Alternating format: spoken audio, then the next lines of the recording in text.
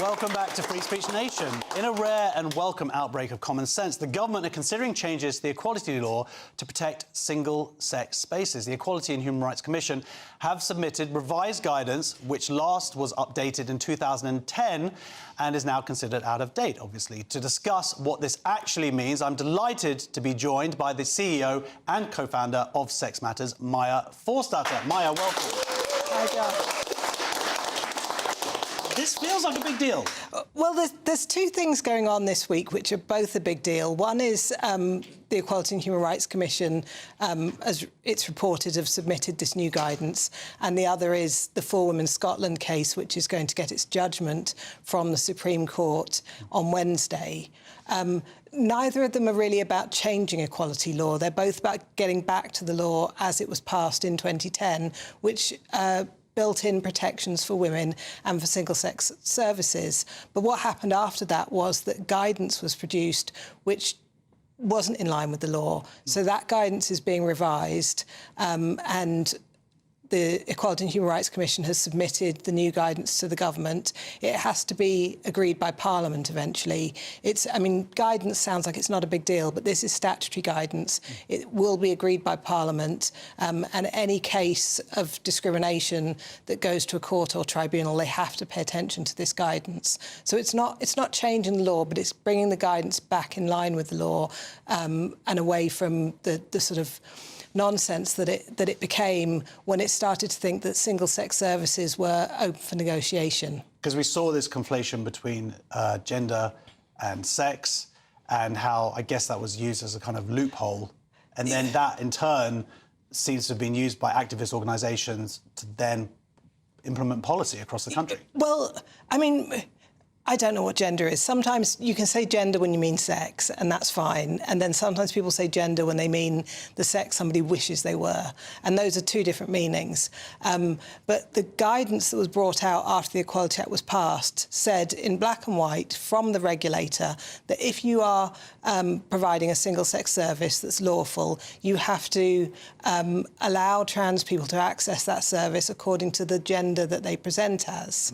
And, translate that into English, it means you have to allow a man in a dress into the women's changing rooms, showers, toilets. That's not what the law said, but that's what the guidance said.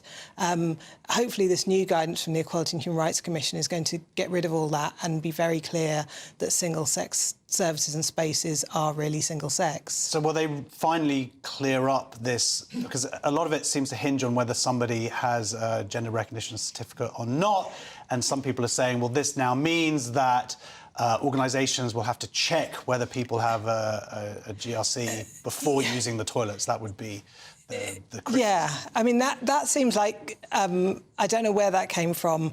I've not seen any serious proposals for that from anybody, and it just makes no sense.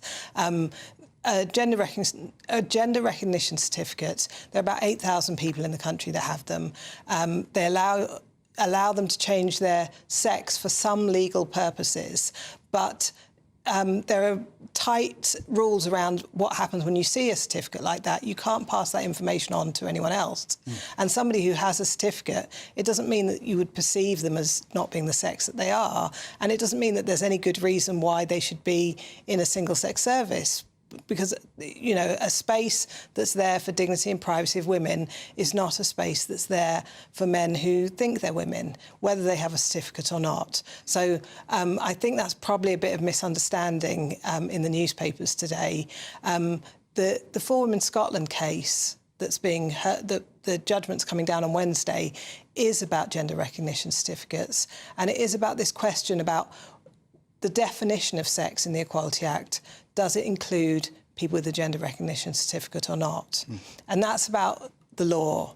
But in practice, service providers, you can't tell if someone has a gender recognition certificate. Most trans people don't have a certificate. You can't ask them. You can't do anything with that information if you had it. So what you have to do is, if you're a large swimming pool, for example, you have male changing rooms, you have female changing rooms, and you have somewhere unisex, and then you've you're looking after everybody.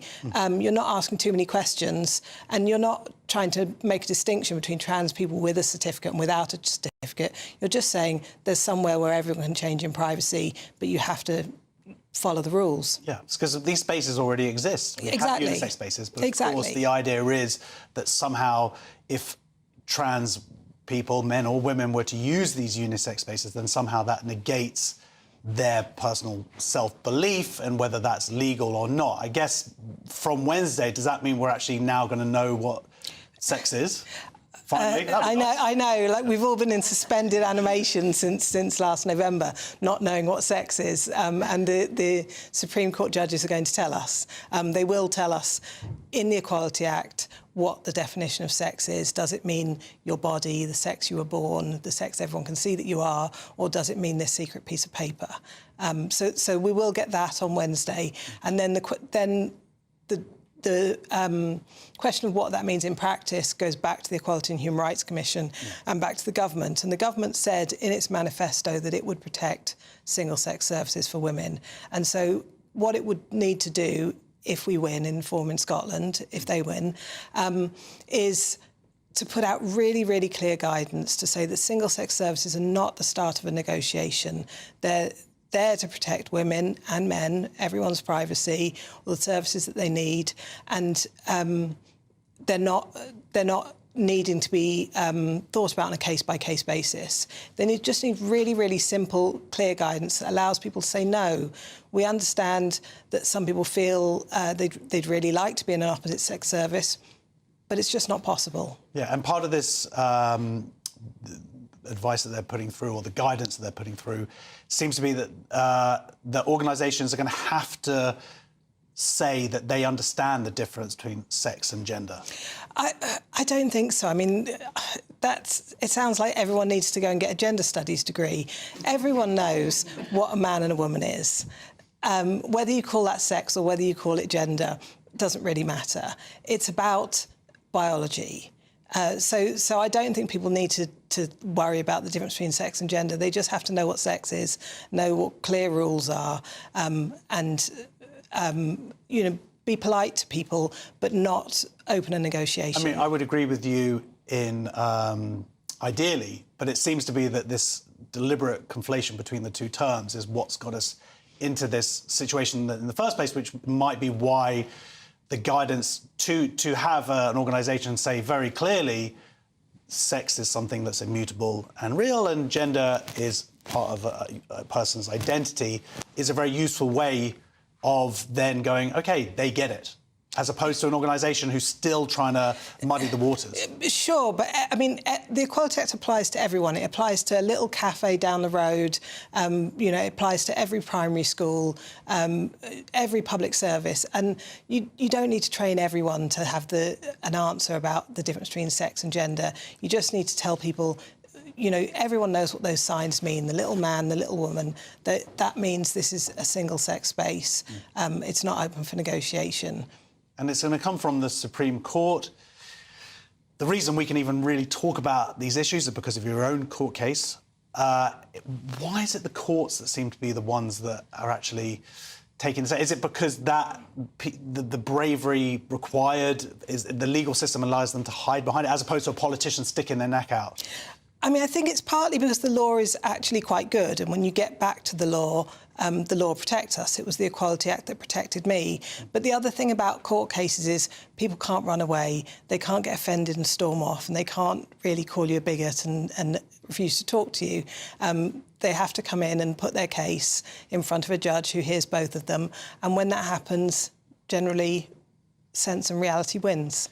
Yeah, well, I think some of my favourite moments over the last few years have been these court cases where you would read the tribunal tweets and then you would see some insane things that are put out there that I guess some people thought made sense, but when they are exposed like that, it was very revealing and quite funny. Yes. Sadly. Yes. But, I mean, it's not funny that people lost their jobs. No, and I do think politicians have to be brave and step up and say, what is the policy intent of this? Are they are they really committed to protecting women's single-sex services, including everyday spaces, but also things like women's refuges and rape crisis centres? And there, it's not just about are you lawfully able to have a rule and enforce it, but can you get funding?